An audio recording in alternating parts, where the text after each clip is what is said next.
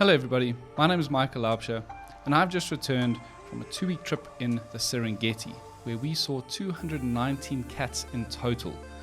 That is about 17 cats per day, and that is the short end of what was a really cool story. So let's delve into the details now.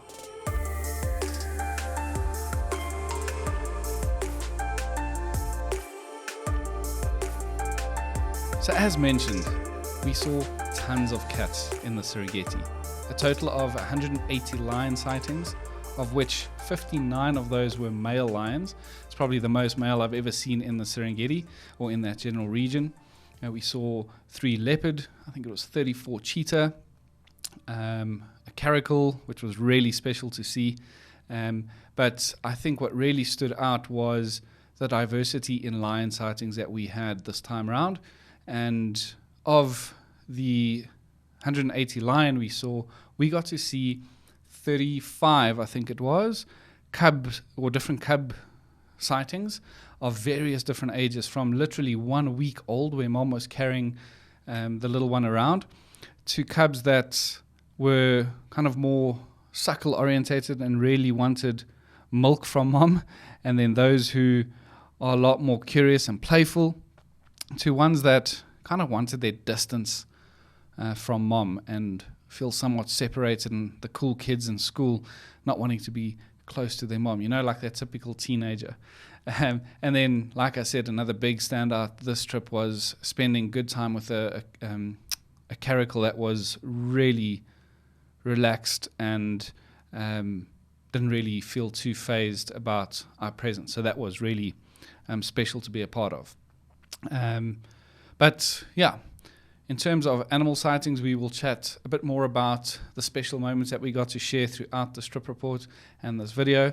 But the start of this trip found us spending 2 nights in the Ngorongoro Crater, which, seeing this place is always truly special.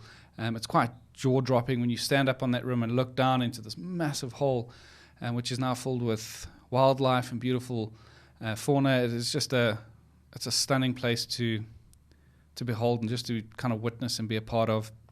And I always love driving down into the crater because there's a strange feeling. It's as if you shouldn't be there. Nothing should belong in this massive hole.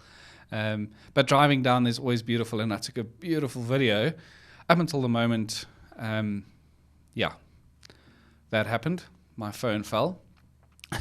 And this is the result. I don't know if you can let it just focus. Look at that. Nice, beautiful, smashed phone. The front looks not as bad, but pretty bad. So that needs to go in for repairs. So literally this safari started off with a bang, especially for my iPhone.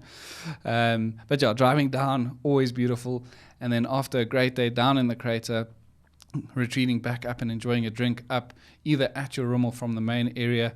The views from the Surrender Lodge that we make use of is always also really pretty. The rooms are comfortable and everyone's got a really beautiful view of the crater. Now down there, the first afternoon, and speaking of some special moments we got to enjoy in the crater, it's obviously very well known for the black rhino sightings. This time around we got to see 9 black rhino, which is very special, but all of them were pretty far off, and once the heat of the day had already kind of set in, so heat haze was a problem. So we didn't have the best rhino sightings, but we did see 9 nonetheless. But the cool moments started shortly after I dropped my phone. And it was something that I did not expect in this place. We were driving down, and I always say that everything happens for a reason. And my phone fell for 2 reasons. Number 1, showing my guests exactly what not to do with their iPhone if they like their phone. So that's number 1. And the second reason is if that had not happened, we probably wouldn't have found the lioness that we came across as we were descending down into the crater on our first afternoon. And as she was walking down, she kind of walked, looked, stopped, looked, and our guide Baraka thought that she had cubs. And no, we did not see cubs or her cubs at that very moment. But we saw her walking down, and there was this beautiful tree. And we've been speaking about tree climbing lions because Ndutu is our next stop. and she was walking towards this tree, and it was growing at an angle in which she could possibly have climbed it. And I think Tanya was a guest who was on safari with us, had mentioned, wow, how cool would it be if she actually climbed into this tree? A minute later, boom, this cat's up in the tree. She wasn't all too elegant, but she was up in the tree, and it was really cool to witness that. I had not seen that in the crater yet. Baraka, our local guide, said the last time he had seen a cat in the tree in the crater was over 8 years ago. So very cool to have been a part of that. And that was really our biggest highlight for that afternoon. We saw a few more cats, some rhino, an elephant moving through the crater. And it's always just a cool way to kind of wet the feet, or safari feet, is that first afternoon down in the crater. Made our way up, dinner that night, and the next day was a full day out in the crater.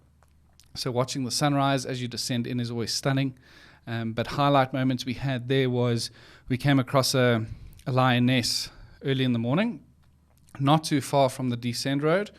And we had her walking in this beautiful open field with the sun rising behind her.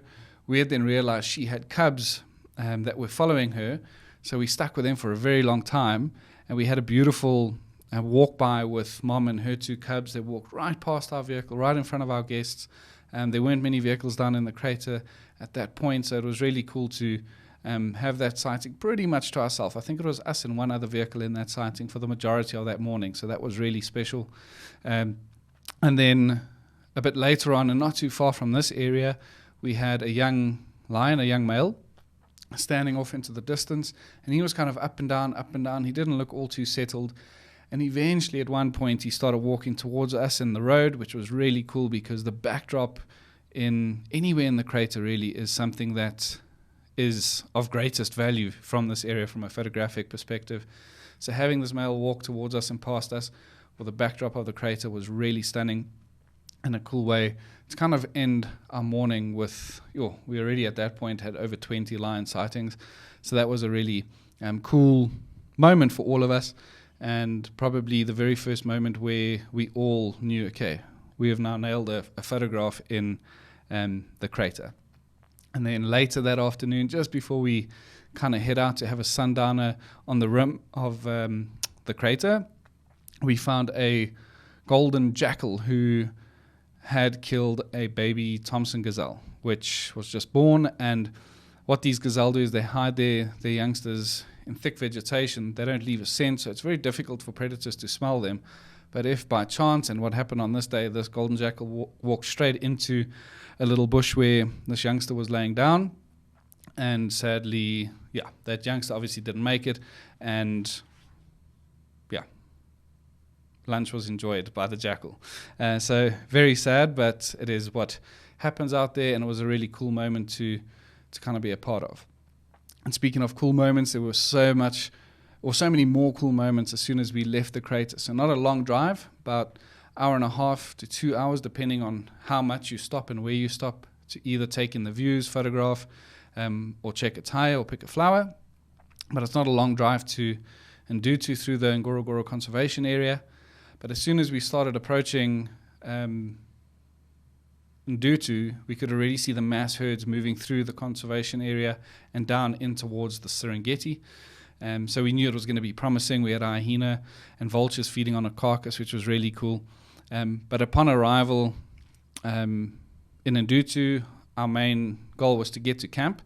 We obviously got there, checked in, and Naisikia Mobile Camp is exactly what it says. It's a mobile camp, so they're in Ndutu for 6 months. And then when the migration's up along in the northern Serengeti close to the Mara River, they move camp up there for 6 months. But a really comfortable, nice-looking little camp, cool staff, and great food, great location. You ride on this kind of floodplain area in the marshlands, and tons of lion and hyena activity and buffalo activity around camp, migratory herds moving through. And speaking of, we knocked the nail on the head when it came down to timing, particularly great migration timing and herds that were in and around the area, because that is purely just down to luck. And we had herds pretty much everywhere. We had them on the plains, literally covering the plains, and We had them moving through the forests at multiple occasions, along the floodplains of Ndutu. We had them, we even saw a crossing, which was pretty unique, but it wasn't a Mara River crossing. It was a lot more tame and calm than that.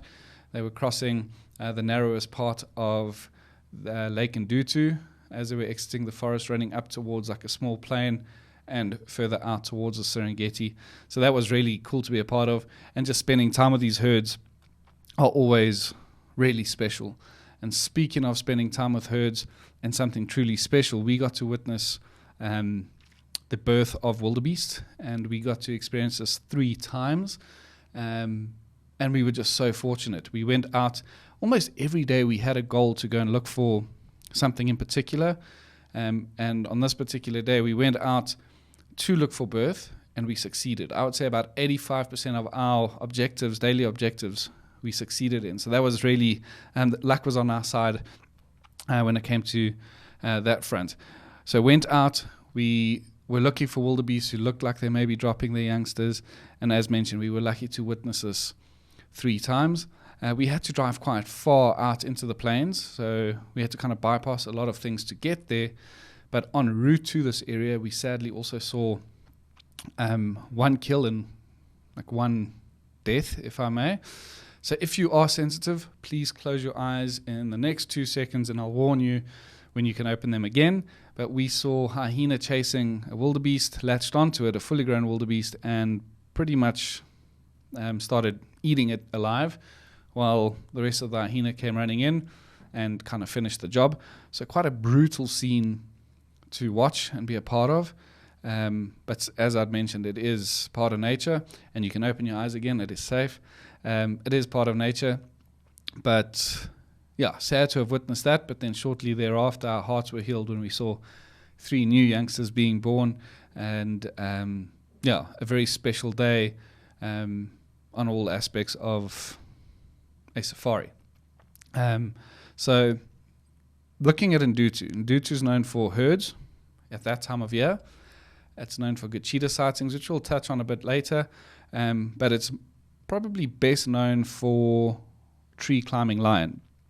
And that on that front as well, we absolutely nailed it. I think if I recall, we had 15 lions in trees moments or sightings, and there was diversity in all aspects: light, tree, the shape, amount of lions, amount of vehicles in the sightings, because it can get quite challenging there with the amount of vehicles. But the first afternoon, we had 2 lionesses up in a tree at sunset, beautiful golden light, and they were watching wildebeest herds moving into the waters of these kind of floodplain, marshy areas. But didn't spend too much time there. It was late. We needed to get back to camp. But our first proper photographic moment with lion in trees, we were driving through the stick area, and you can do off-roading in Ndutu. And our goal for that morning was we are going to look for tree climbing lion. And we weren't finding any. But then we saw buffalo running like crazy through the bush. And we kind of had a closer look, and 2 lionesses were chased by these buffalo, straight up a tree. And we were like, yes, we got this. Raced in there, and we were the only vehicle. And because we were in the middle of this thick forest, no one could see us unless they also went off-roading looking for particular things. But on that day, we had this girl climb up the tree, her and her sister in there.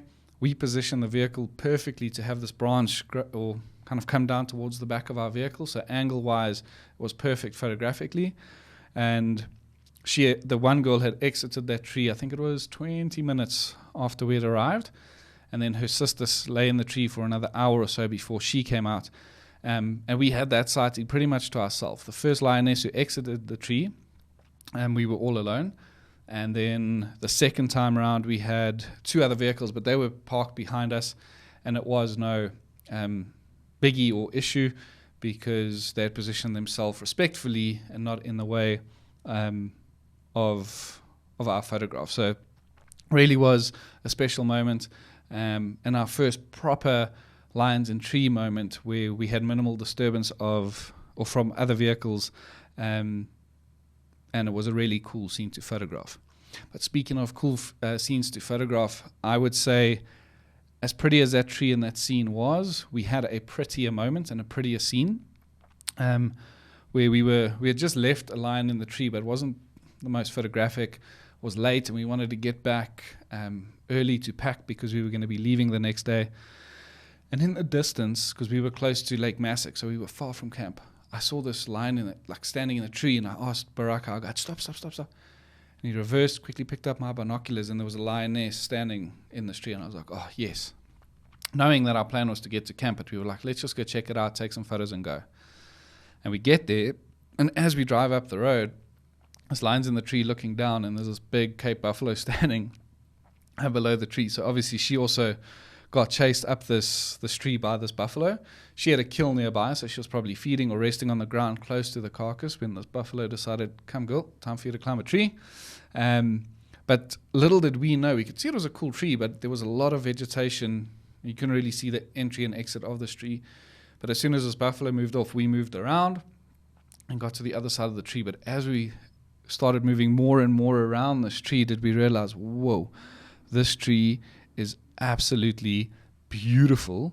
And the fact that vehicles couldn't really access the other side of this tree was perfect. But when we sat there, we had her up in that tree for a long time all by ourselves, until other vehicles kind of saw our roof popping up over the vegetation. They started coming in. She got a little bit nervous and she exited this tree, but no vehicles behind her. And we had her in and out of that. We had her going in once. We saw her going up and in and climbing out of that tree twice. And we had the very same angle every single time. So that was very cool. And this was obviously separate occasions. We didn't sit and wait for her to come back up and then leave again. There were different days. Knowing that she was in the area, we kept checking that area, and we were very lucky to have found that. And then thinking of the most memorable lion in tree moment or sighting was probably that was also our last evening. So that same day, we had gone back to camp, packed up most of our stuff, got ready to depart the next day, but we went back to Lake Massac side. So it's quite a drive from Nasikia, from camp, but we got into a sighting where there were 2 lioness and 1 cub in a tree. No, 1 lioness and 2 cub in a tree. And there was excitement in these lions. They were looking around. This 1 cub wanted to get out, but it was struggling, so it kind of shimmied backwards. It didn't know really how to get out the tree. But these cubs got out the tree. Another lioness arrived. I said, oh, there's another lioness here. And I look up ahead around the corner. 2 more cubs come running. I look down in that direction, and behind us, 3 more lioness coming. There were lions coming out of every part of that scene. It was insane. And we had lions in the tree right next to us. So 12 lions in one sighting. There were 3 adults. The rest of them were youngsters. And the interactions were just so beautiful amongst the pride. And the youngsters, it's as if they haven't seen their aunts in forever. And they were just hugging each other and playing. And the best part about it was in such a beautiful area. The backdrop and the forest in that area was just so stunning. And the playfulness that the cubs had, and the aggression, and it was just such a sweet moment. And at one point, this lioness jumped up into a tree. One of the cubs jumped up behind her, kind of attacked her legs and her tail, not wanting her to enter this tree. Shame this poor little cub couldn't really climb a tree. Most of the cubs, there was this branch, as you'd see, that hung off the side that they all got onto and looked up. And it was just such a cool moment, and one that I think I'm going to remember for a very, very long time, and it's going to be in the back of my mind for many years to come. But speaking of back of my mind, it makes me think of another thing that really adds massive value to Ndutu are the backdrops. Photographically speaking, those forests, especially if the animals are walking through those kind of floodplain, marshy areas, the backdrops of these forests are absolutely breathtaking. And regardless as to what subject you put in that frame, it's going to look really pretty. But I think the best moments to photograph there is very early morning. If you have animals in the forests or on the edge of the forest, and you get this beautiful light kind of filtering through, especially if it's misty. We were very lucky with lion who had killed a wildebeest close to our camp, literally 500 meters down the road. We had them there every single day. One morning was super misty. That mist was kind of filtering through the forest, this beautiful golden light. And it really adds incredible value to your photograph and to the scene as a whole. And even if they're not in the woodlands and they're just walking in the floodplains, if you get backlit stuff in the cool mornings, because the mornings are quite chilly there, and these animals are breathing, you get their breath, which is beautiful. If you're shooting wider, you get this light still filtering through the forest in the distance. So really a stunning area to photograph. And speaking of backlit and getting creative with light, there's a beautiful stream that runs through, depending on how much rain they've had, but we were lucky this time. There was a lot of water. There's a stream that runs down through towards the marshes, and the reflections can be absolutely beautiful and perfect if you're there at the right time of day. For the most part, it's pretty glassy and the water's barely moving. So when you have anything moving there, maybe the migratory herds or like those 3 lion we had, or 3 lion cub and the lioness, it was incredible to photograph them there in the early morning and late afternoon when they came in for a drink. So really special. And then, as I'd mentioned, Ndutu is also known for their cheetah sightings. We saw a lot of cheetah. We saw a coalition of 3. We saw mom and cubs. We saw single cheetah. But our timing was right on almost everything throughout the strip, except cheetah hunting, really, because every kind of cheetah we came across was either fat and full, or they felt a bit too much pressure with vehicles, and so they decided to retreat and hunt later on in the afternoon. So we weren't all too lucky on that front. We did have cubs playing with mom and having a good time, but obviously we wanted to photograph a hunt, but we weren't successful on that front. In saying that, we had a lot more cheetah luck in the Serengeti, so let us take you to the Southeastern Serengeti. So we had 5 nights at Nasikia camp. Our last 4 nights were in the Southeastern Serengeti at Olmara camp. And I'm not going to forget this ever, I don't think. We came down. Nabi Hill is this beautiful hill. You can see as you're driving towards Ndutu, and then while you're in Ndutu, you can still see Nabi Hill from certain areas.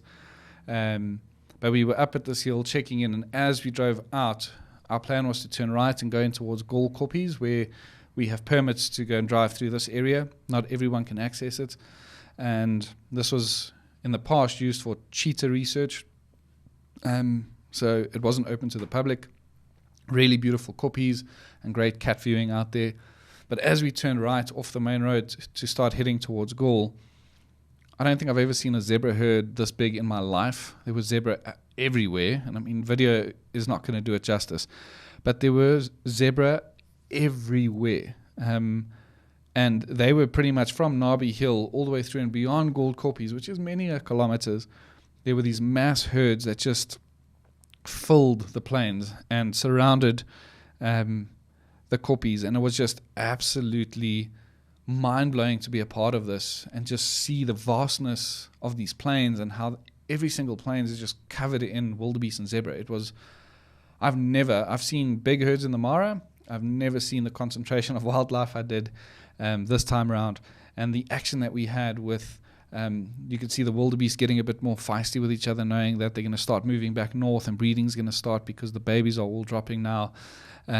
Zebras fighting with each other, the conflict, the chasing, the vocalization, everything was just so cool. But after that arrival in the Serengeti, driving through countless animals, we saw in the distance that an easy way to find predators in this area is you see the big mass concentration of animals, and then there's like a big, looks like a crop circle. And you kind of stop, pick up binocular scan, and we saw 3 male lion laying down in the distance. And while we were watching them, we weren't photographing, but they were just lying there with their heads up. We looked to our right, and there were 7 more lion walking over the crest, over the ridge towards us. So we had a 7 lion walk by, which was really special. And yeah, they retreated in the shade, and we decided to make our way and keep moving towards camp. And because it's such a vast distance, it's not like you can get to camp, settle in, check in, and leave again. So we got to camp later that afternoon, but we enjoyed the koppies. Obviously, that's what people go to see in the Southeastern Serengeti, are lions or cheetah or leopard or anything on these beautiful rocks, really. And throughout our stay there, we literally got it all. So arrived at camp, and it's a beautiful little spot. It's all Mara camp and Tara, and perfectly set up, very comfortable.